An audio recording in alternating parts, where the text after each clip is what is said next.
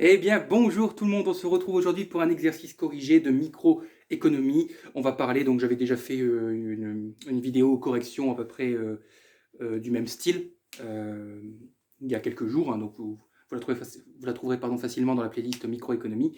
Donc on va parler donc de monopole et surtout de discrimination tarifaire de degré 3. Ça va être ça le cœur, on va dire, de la vidéo, mais pas que. Donc comme d'habitude, vous avez l'énoncé de l'exercice en description, juste en dessous de la vidéo, vous avez un lien qui vous redirige tout de suite. Vous allez voir qu'en dessous de ce lien, vous avez un autre lien pour une représentation graphique, mais attendez la question. Vous pouvez déjà regarder le graphique, mais attendez la question pour qu'on puisse le comprendre ensemble. Ok, bien sûr, n'hésitez pas à mettre sur pause si vous voulez d'abord faire l'exercice par vous-même comme d'habitude. Alors, qu'est-ce qu'on nous dit? On nous dit qu'une compagnie aérienne a fait réaliser une étude de marché pour l'une de ses lignes... non, pardon, je me trompe d'exercice. Alors, supposons qu'un opérateur de télécommunications envisage d'offrir un service à valeur ajoutée sur lequel il serait en position de monopole. Ok, donc on est en monopole, on a les formules dans la tête. L'étude marketing préalable indique que ce service pourrait intéresser deux types de clientèle.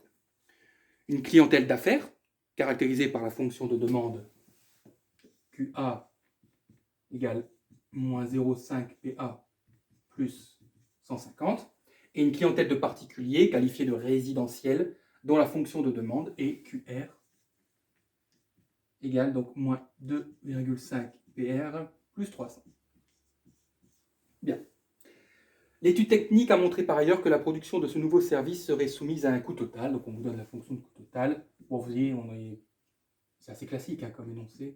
0,25 Q carré plus 10Q plus 10 000. Autrement dit, les coûts fixes sont très élevés. Ça représente la part des coûts fixes. Là, on a le coût variable, hein, donc les coûts fixes sont très élevés, on le voit.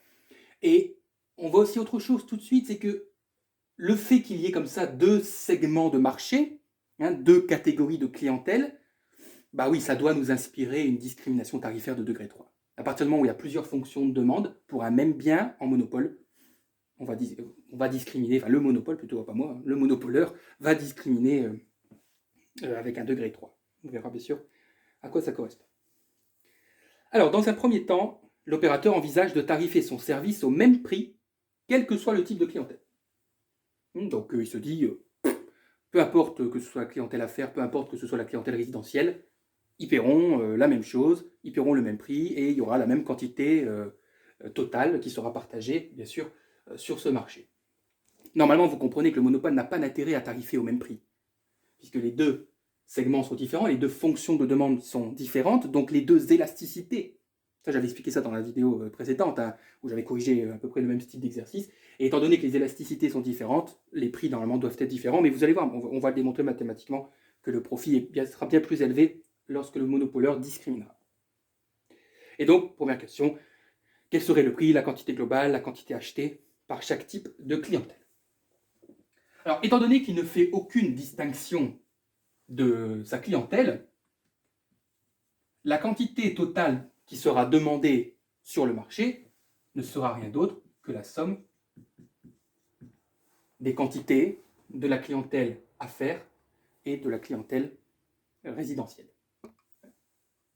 Donc la quantité et la fonction de demande totale, ce sera la somme de ces deux fonctions. Alors attention, parce qu'ici, c'est cool, on vous donne directement la quantité en fonction du prix pour les deux fonctions. On aurait pu, dans certains exercices, comme dans l'exercice précédent, c'était le cas, où on vous donne des fonctions prix en fonction des quantités. Et j'avais expliqué que n'additionnez pas les fonctions de prix. Ça ne se fait pas, on n'additionne pas des prix. On peut additionner des quantités, mais pas des prix sur un marché. Donc il faut toujours exprimer les fonctions Q en fonction de P. Retenez-le bien. Mais là, c'est déjà fait, donc on y va. Donc du coup, PA et PR, bah, ça devient P. C'est-à-dire que les deux variables, bah, en fait, on les concentre en une seule. C'est la même variable prix.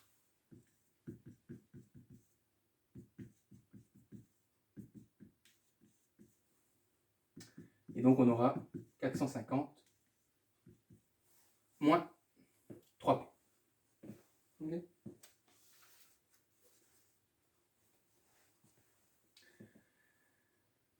Alors, vous savez qu'un monopoleur, vous devez le savoir, maximise son profit en égalisant sa recette, plutôt la recette marginale du marché et le coût marginal.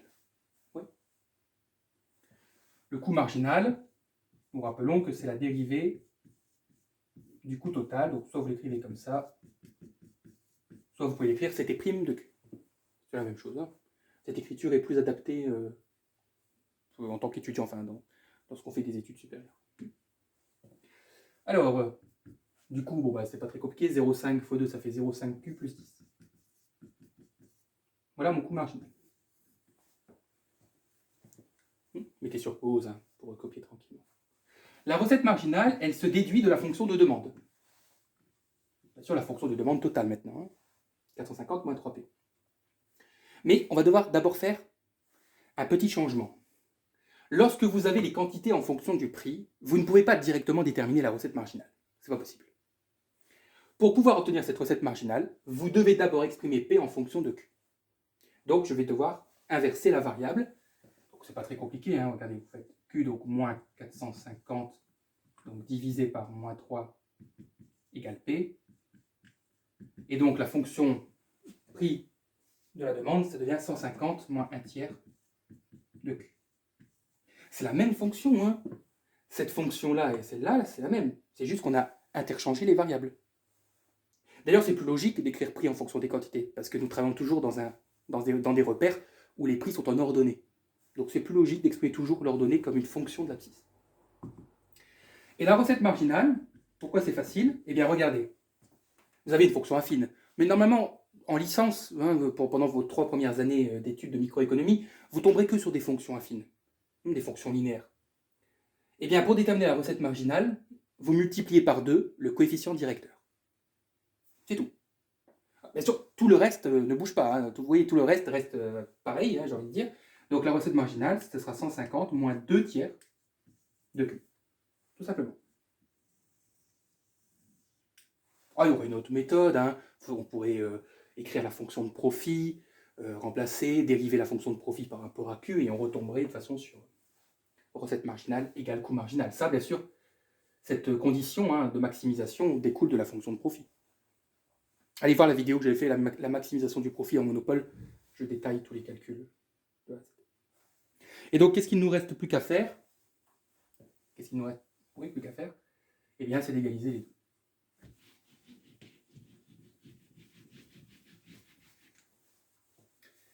Et nous trouverons la quantité d'équilibre. La quantité totale, bien sûr. Donc, 150 moins 2 tiers de Q égale 0,5Q plus 10. Donc on va regrouper, on va faire 150 moins 10, ça fait 140. Et on fera 0,5Q plus 2 tiers de Q. Vous additionnez ici les Q, vous mettez sous le même dénominateur, vous faites passer.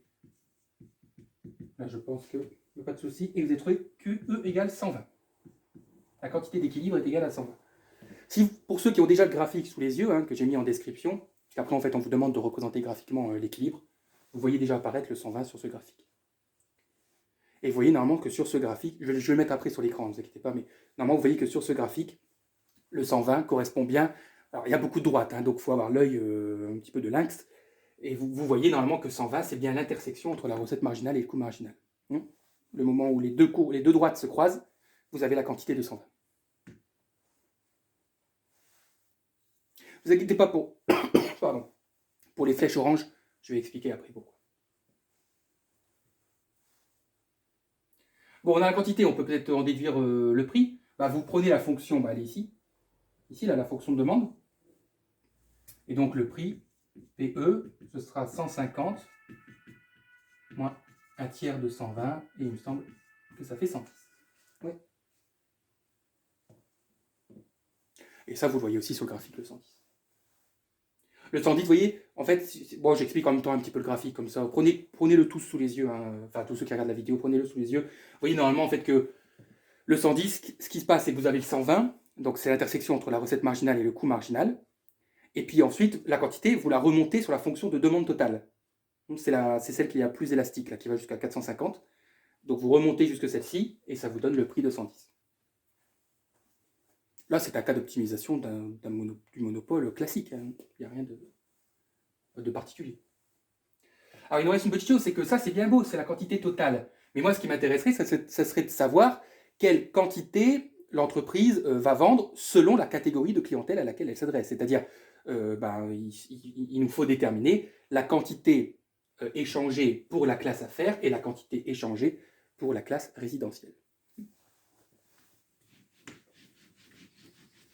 Bien, je pense qu'il n'y a aucune complexité. Il suffit de prendre les fonctions de demande particulières et de remplacer le prix par 110. Donc QA, on aura moins 0,5 fois 110 plus 150. Et QR, on aura moins 2,5 fois 110 plus 300.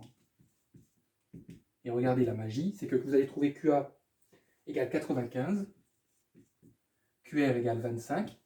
Et si vous faites 95 plus 25, vous retrouvez la quantité totale de 120. Ça, c'est maths, bien sûr, c'est pas un coup de magie, hein, c'est mathématique. Puisque cette quantité-là, avec la maximisation, la condition de maximisation du profit, on l'obtient à partir de ces deux-là, la somme de ces deux-là.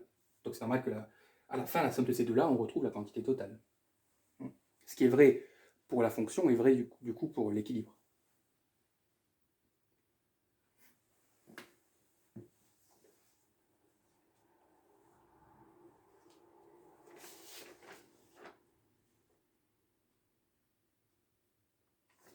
Alors sur le graphique, ne soyez pas perturbés par le 90. Ça, on l'expliquera, c'est pour la dernière question de l'exercice, le 90 que vous voyez.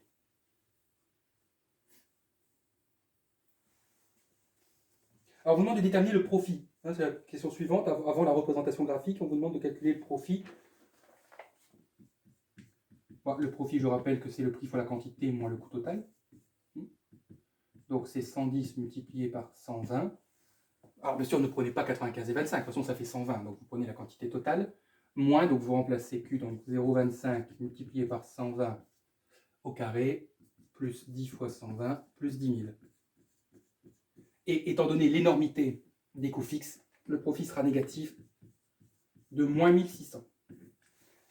Alors je sais que beaucoup vont se dire, mais comment un monopoleur peut faire un profit négatif et rester sur le marché? Bah là, en fait, là, c'est juste une question d'introduction, parce qu'en réalité, vous allez voir que lorsqu'il va discriminer, son profit redeviendra positif.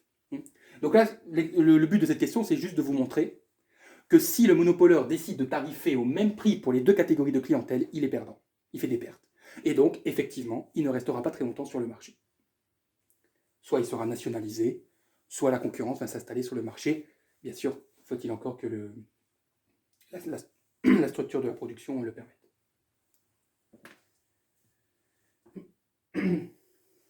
Je veux dire que parfois la technique est tellement compliquée pour produire un bien que la concurrence ne fonctionne pas. N'importe qui ne peut pas rentrer sur le marché. Vous comprenez? Souvent, il faut ce qu'on appelle des économies d'échelle pour pouvoir persister sur le marché. Et c'est ce qu'en général fait un monopole naturel. Alors, on ne sait pas s'il est naturel, mais d'ailleurs, on pourrait le savoir. Le coût moyen, il vaut combien?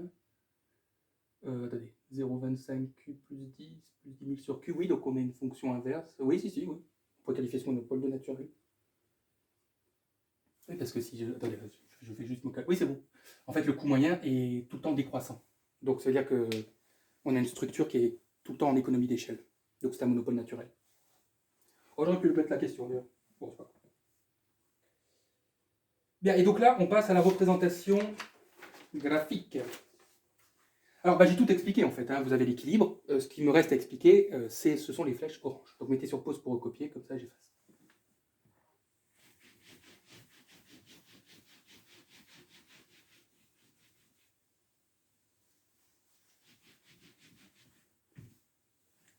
Alors, je vais réécrire les fonctions de demande de prix. Donc, PA, c'est 300 moins 2QA. J'interchange les variables. Donc, je saute une petite étape de calcul, mais c'est pas très grave. 120 moins 0,4 QR. Là. Regardez ce qui se passe. Si je prends une quantité qui vaut 0, okay. Donc voilà, Q vaut 0. Du coup, sur le graphique, j'obtiens P max. C'est-à-dire, la quantité, donc QR vaut 0. Attendez, je vais l'écrire autrement, si vous voulez. Donc, QR vaut 0. Donc, prenez le graphique. Donc, l'abscisse vaut 0. Quelle est l'ordonnée de la demande résidentielle. À chaque fois, j'ai envie de dire résiduelle. De la demande résidentielle, c'est 120. Et de toute façon, mathématiquement, on peut le déterminer si je remplace Q par 0. Donc, le Pmax, j'écris comme ça, parce qu'en fait, on ne dépassera jamais ce prix-là. Pour la catégorie des résidentiels, est-ce qu'on dépasse le 120? Non, c'est le maximum. Donc, le Pmax R vaut 120. Oui. Ici, si QA vaut 0, le Pmax A vaut 300. Et vous le voyez aussi sur le graphique. Ça veut dire quoi? Ça veut dire que si le prix, tant que le prix est compris entre 0 et 120, la demande, c'est la somme, je vais mettre en bas, voilà. C'est la somme des fonctions de demande des deux catégories de clients. C'est-à-dire que pour un prix compris entre 0 et 120, donc vous voyez, c'est la flèche orange, là, la plus horizontale, la quantité totale demandée, ce sera la somme des deux. Oui. Mais pourquoi pour un prix supérieur à 120, ça ne marche pas? Pourquoi si P est supérieur à 120, je ne peux pas dire que... Parce que vous voyez, le morceau de la fonction de demande totale, je ne le prends pas pour 120. Pour 120, je prends quoi? Je prends la fonction de demande de la classe affaires. Pourquoi? Parce que le prix maximum de cette clientèle est de 120. C'est-à-dire que cette clientèle n'achètera pas au-dessus de 120 euros. Donc, ça signifie que pour un prix qui est supérieur à 120 euros, la demande, c'est simplement la demande de la classe affaires. C'est pour ça que ce que j'ai appelé, moi, ça porte pas vraiment de nom, mais ce que moi j'ai appelé la fonction de demande réelle du marché, c'est que pour un prix qui est au-dessus de 120, la demande s'assimile à la demande de la classe affaires, et pour un prix compris entre 0 et 120, la demande s'assimile à la somme des deux. Donc la vraie fonction de demande, c'est celle que vous avez en orange, là, avec les flèches. Okay. Donc normalement, si, d'après mes souvenirs, tac, ouais, la demande totale, elle est comme ça. Donc ça, c'est la demande totale. Ça, c'est la demande de la classe affaires. Et donc, vous voyez, pour un prix donc, de 120, en gros, hein, on prend cette partie, si je prends le même feutre, ça peut faire. On prend cette partie-là, et ensuite on repart ici. Hein, et on suppose ici qu'on a 120. Oui, enfin, vous bien sûr, vous l'avez mieux là, hein, sur le fichier. Vous comprenez? Donc ça, c'est important. Hein. C'est-à-dire que la fonction de demande du marché, c'est pas tout le temps la fonction de demande totale. Non, non. Pour un prix supérieur à 120, c'est la fonction de demande de la classe affaires. Bon, ça, fallait le savoir. C'est vrai que c'était pas... On a l'habitude de se dire, oh, bah, allez, on a une fonction de demande, bah, c'est bon, c'est la fonction de demande. Non. Pas lorsque nous avons plusieurs segments de marché.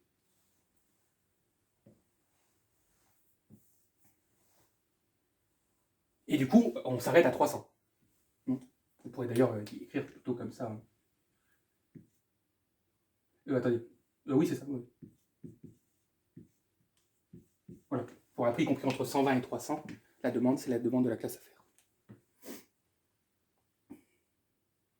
Ça veut dire que, je le dis autrement et après c'est tout, c'est que pour un prix supérieur à 120, les consommateurs résidentiels sont exclus du marché. C'est tout.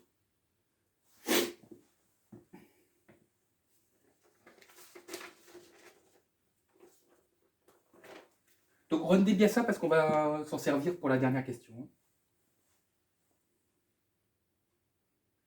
Mais l'équilibre, il est bon. Hein. L'équilibre, il se situe, si vous regardez le graphique, l'équilibre, il se situe sur la deuxième partie de la demande totale, donc pas de problème. C'est-à-dire que, parce que sinon, il y aurait eu incohérence. Imaginez-vous qu'on aurait trouvé une quantité et un prix, écoutez bien, imaginez-vous qu'on aurait trouvé une quantité et un prix qui se trouvaient sur le premier segment de marché, c'est-à-dire le segment sur lequel il n'y a que la classe affaires. Ça aurait été bizarre, parce que l'équilibre, on l'a trouvé à partir de la somme des deux fonctions de demande. Donc on serait parti de ce marché-là, de ce segment-là. Donc lorsque la demande, c'est la somme des deux demandes, mais on aurait trouvé un équilibre qui se situe dans cette partie-là. Là, ça aurait été une incohérence microéconomique. C'est comme si en mathématiques, on vous disait que 0 est égal à 1. Mais là, c'est bon. L'équilibre, il est bon, puisque on a un prix qui est en dessous de 120, qui est de vaut 110, et on a une quantité de 120, donc elle se situe bien sur la partie où on a additionné les deux fonctions de demande. Je m'arrête là, je crois que vous avez compris.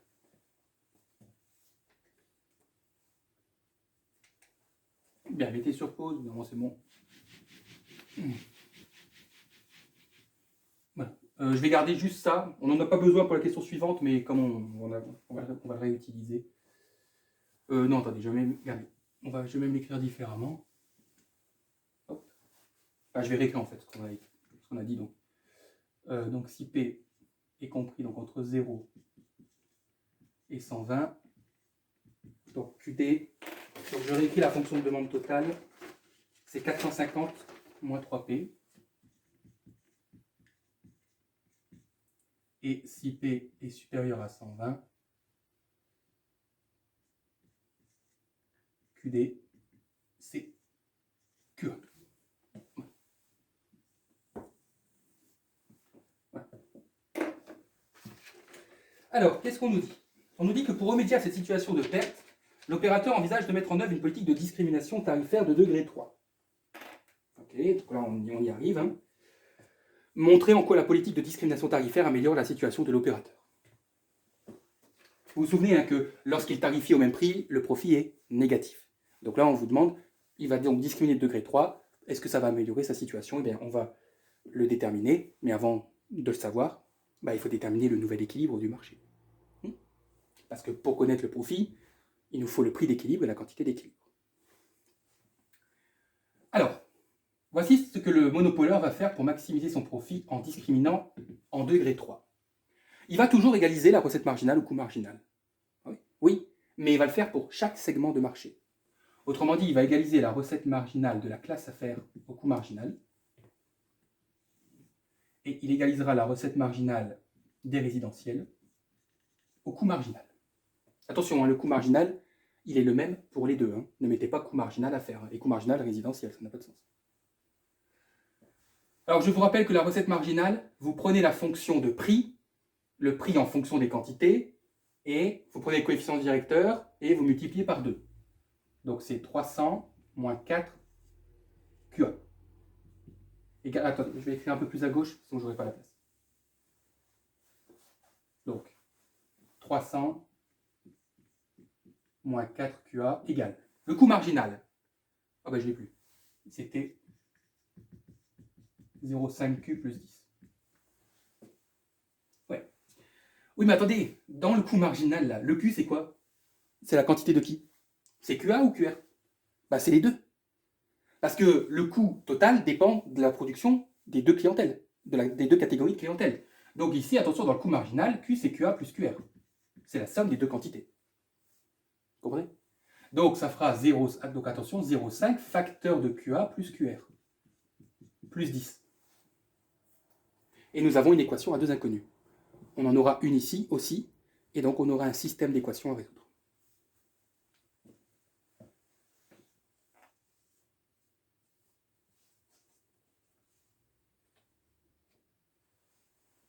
Et donc ici, donc on aura recette marginale 120 moins 0,8 QR, je multiplie par 2 le coefficient directeur de la droite, égale la même chose, donc 0,5 facteur de QA plus QR plus 10. Oui, c'est pas compliqué. On va résoudre un petit système. Je vais d'abord m'occuper de ça, et puis ensuite je remplacerai là-bas.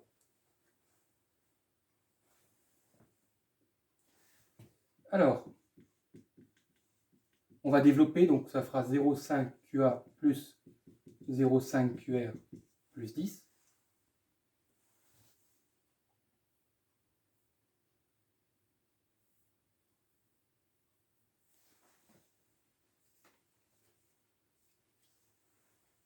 On va regrouper les QA d'un seul côté. Le but, ça va être quoi ici? Dans cette première partie, ça va être d'exprimer QA en fonction de QR. Donc on va isoler le QA et on va et puis tout le reste, on va le mettre de l'autre côté.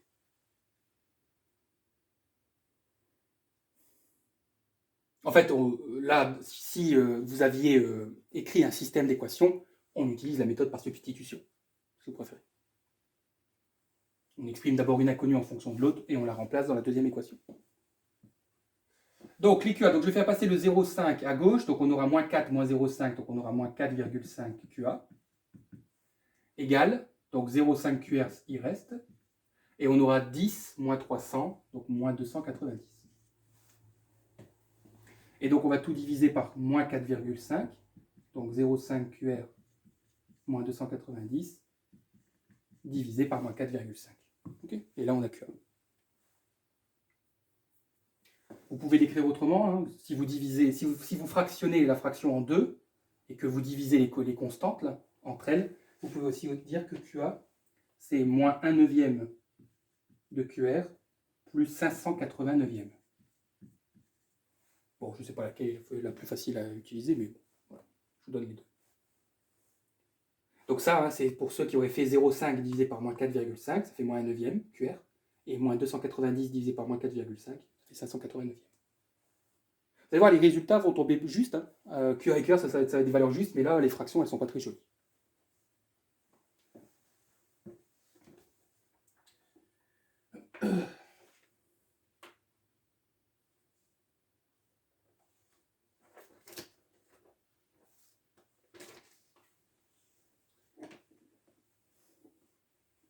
Ça va? Donc là, je ne vais pas tout de suite remplacer QA. Je vais d'abord simplifier un petit peu. Donc, je vais développer le 0,5 comme tout à l'heure. Donc, on aura 0,5 QA plus 0,5 QR plus 10. On va regrouper les QR. Donc, on aura moins 0,8 moins 0,5. Donc, on aura moins 1,3 QR égale 0,5 QA. 10 moins 120, c'est moins 110.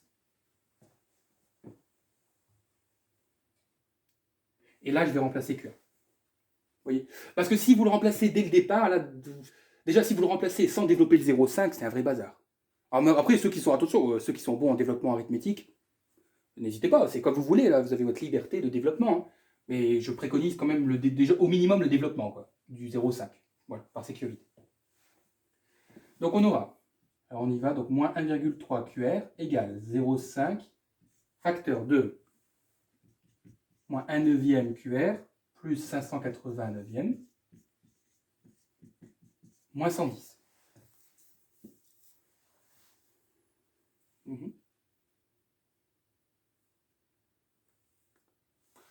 On va développer. Donc on aura moins 1,3 QR égale. Alors 0,5 multiplié par moins 1 neuvième, ça fait moins 1 18e. Tapez sur vos calculatrices. Ouais. En fait, c'est 1 demi fois moins 1 demi. Plus, et là on aura 598e moins 110. Vous avez vu? En remplaçant QA ici, là, à droite, hein, dans l'équation de droite, dans l'équation des résidentiels, et bien regardez, on retombe sur donc, une équation à une seule inconnue. On n'a que du QR. Bref, c'est un système d'équations par substitution. C'est ça, la discrimination tarifaire de degré 3, c'est ça. Hein. Si vous savez faire ça, si vous connaissez cette méthodologie et que vous savez l'appliquer, voilà, il n'y a rien d'autre à faire. Hein. Ah si, déterminer les valeurs. Ça, c'est logique. Donc on va regrouper les QR. Donc on aura moins 1,3 QR plus 1 18e QR égale 598e moins 110. Je ne sais pas si j'avais simplifié tout de suite ça.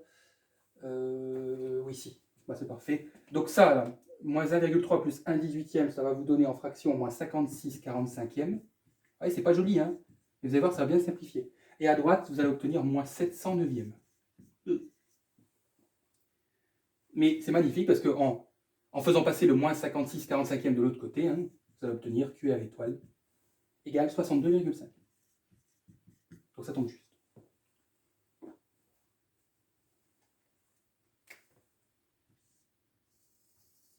Je laisse de la place pour le prix.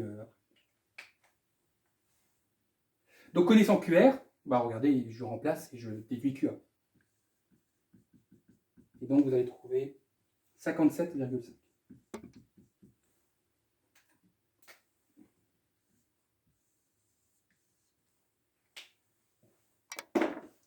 Bon, j'ai les quantités. Yes. Donc le monopoleur, en discriminant en degré 3, il proposera donc 57,5 unités à la classe affaires et 62 par contre, 5 unités à la classe résidentielle. Ou à la catégorie, je ne sais pas pourquoi je dis la classe. Bon, du coup, si on a QA et QR, bon, je pense qu'on peut déterminer la quantité totale du marché. Alors, je pense qu'on peut le faire. Donc, on fait 62,5 plus 57,5 et vous retombez sur 120.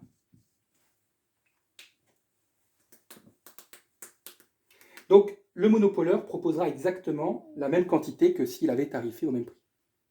La même quantité totale.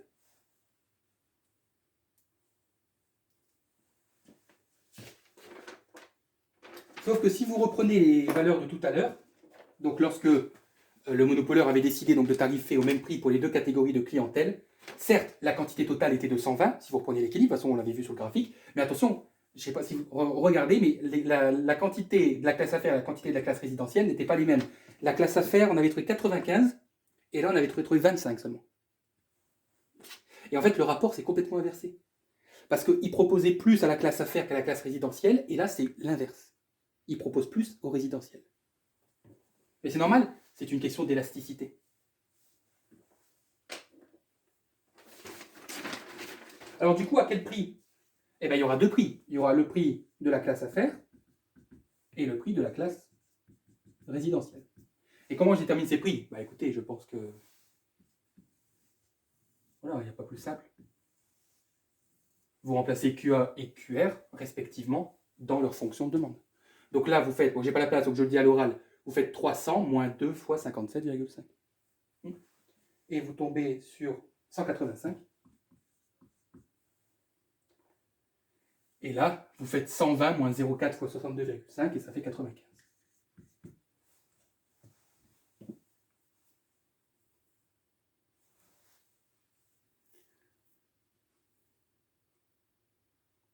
Petite question, mettez sur pause, reprenez le graphique. Juste comme ça, graphiquement, visuellement, laquelle des deux fonctions de demande est la plus élastique? Si vous regardez votre graphique. C'est celle qui est la plus horizontale. Parce que ça, en fait, graphiquement, c'est comme ça qu'on reconnaît une forte élasticité, c'est lorsque votre fonction de demande est plutôt horizontale, c'est-à-dire une toute petite variation du prix entraîne une très grande variation des quantités. Eh bien, vous remarquez que ce sont les résidentiels qui ont l'élasticité la plus forte. Donc la fonction de demande est la plus horizontale pour les résidentiels. Eh bien, regardez.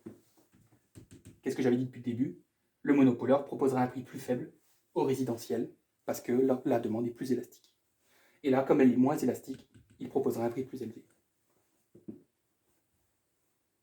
Tout s'explique. Non, mais sincèrement, toute l'explication repose uniquement sur les élasticités. Hein. Ce sont les élasticités qui expliquent tout ce qu'on a fait.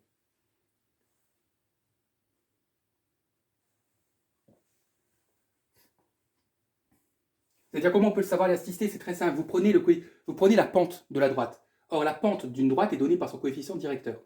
Et en fait, vous faites 1 divisé par le coefficient directeur. Ouais, 1 divisé par le coefficient directeur. Donc là, on aura 1 demi. Et là, 1 divisé par 0,4, ça fait 1 divisé donc, par 2 cinquièmes, ça fait 5 demi, donc ça fait 2,5. Et bien, vous voyez que l'élasticité est beaucoup plus élevée ici que ici.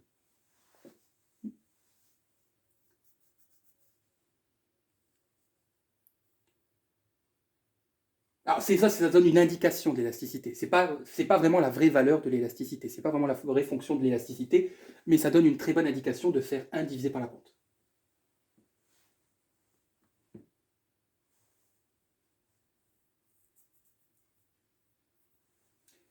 Bien, qu'est-ce qu'on avait? Ah oui, on devait justement calculer le profit. Maintenant, on va déterminer le nouveau profit et on va voir si notre pari est gagné et le profit est redevenu positif.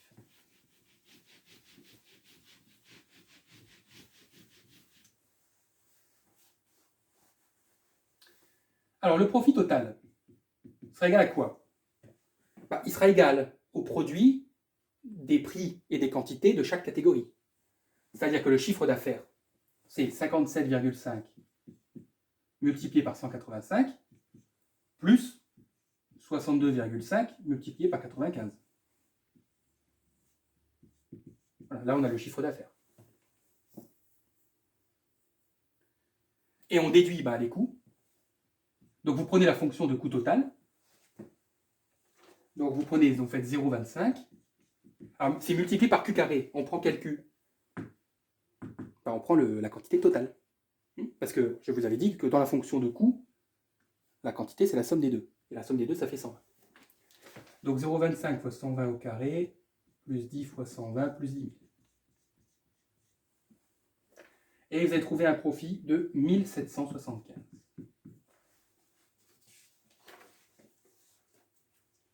Donc la discrimination tarifaire, ça marche.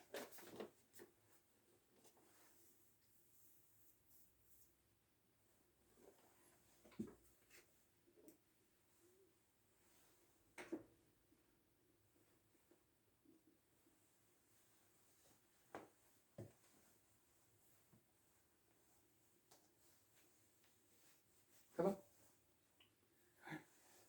Mettez sur pause.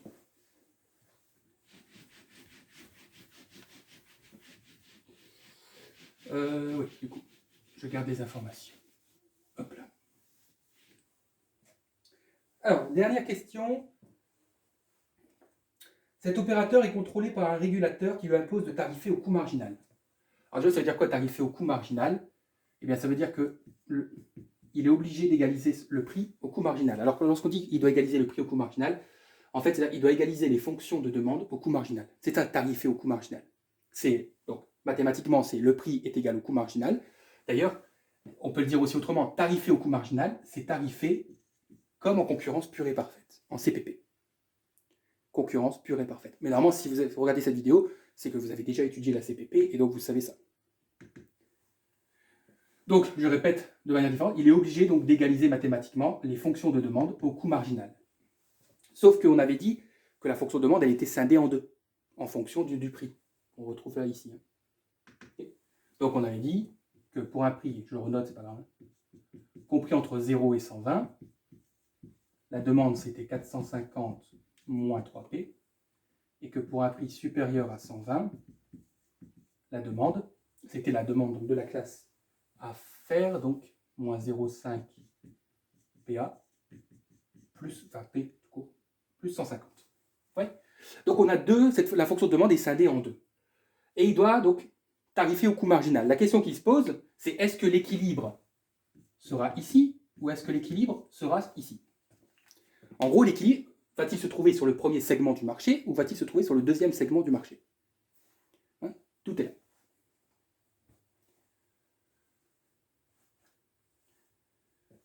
Eh bien, commençons déjà par étudier le premier segment et voyons si on tombe sur une incohérence économique, microéconomique, et ensuite on étudiera le deuxième. Parce qu'il faut choisir l'un des deux segments. L'équilibre ne peut pas se trouver sur les deux. Bien, donc on va commencer par le premier, donc le cas où le prix donc, est supérieur à 120, et donc on avait dit que QD, donc c'était moins 0,5 P plus 150. Okay. Et on va voir si l'équilibre se trouve sur ce segment de marché. Donc là, sur le graphique, c'est la première flèche orange que vous voyez. Ça, c'est la première question. C'est la première question. Donc c'est la partie de la demande. C'est la partie donc, de la demande de la classe affaires, qui correspond donc à la demande totale pour un prix qui est plus grand que 120. Parce que je rappelle, pour un prix plus grand que 120, les résidentiels n'achètent pas. Alors, la première chose pour tarifer au coût marginal, c'est d'égaliser le prix au coût marginal. Mais sauf qu'il faut d'abord connaître le prix. Donc, ce que je dois faire, c'est comme d'habitude, j'ai envie de dire, c'est d'exprimer le prix en fonction des quantités. Et donc, ça, vous allez trouver, donc vous modifiez ça, et donc ça vous fait P égale 300 moins 2Q. OK? P, donc P égale CM, donc il faut que j'ai P égale quelque chose.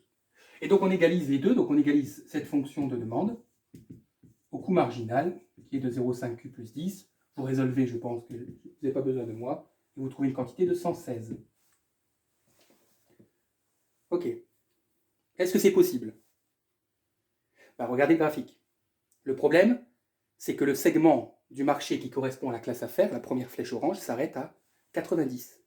C'est-à-dire que sur ce segment de marché de la classe affaires, je ne peux pas produire et vendre plus de 90 unités. Et l'équilibre voudrait que j'en propose 116. C'est pas possible. Parce que 116 est plus grand que 90. Je ne peux pas vendre. Donc si le régulateur qui veut m'imposer la tarification au coût marginal, en me l'imposant, il m'impose de vendre 116. Mais sur ce segment de marché, je ne peux pas. Donc c'est ce qu'on appelle une incohérence microéconomique. L'équilibre ne peut pas se trouver sur ce premier segment de marché, c'est pas possible. Bon, vous doutez bien qu'il va se trouver sur le deuxième, mais... Vous comprenez? Donc c'est une incohérence, c'est comme je vous dis en mathématiques, si vous dites 0 égale 1. Voilà, c'est un peu pareil là ici. Du coup, On va donc mettre sur pause. On va prendre donc là le deuxième segment, donc lorsque le prix est compris entre 0 et 120.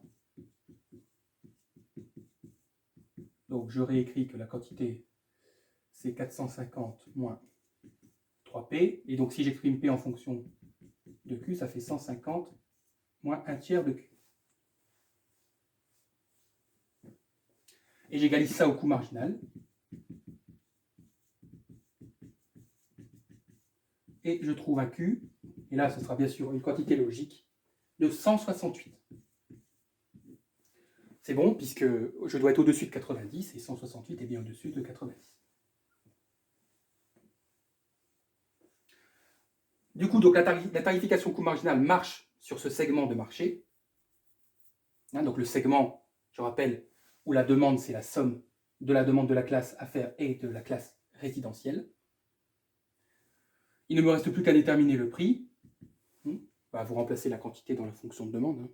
Donc vous faites 150 moins 1 tiers fois 168. Et vous allez trouver un prix de 94. Et est-il logique? Oui, puisque ma condition, c'est que le prix soit inférieur à 120. Donc c'est bon, l'équilibre se trouve bien ici. Je donne rapidement parce que je ne pourrais pas. Le profit, vous allez obtenir un profit négatif de moins 2944. Voilà, je donne vite fait. Ok. Merci à tous.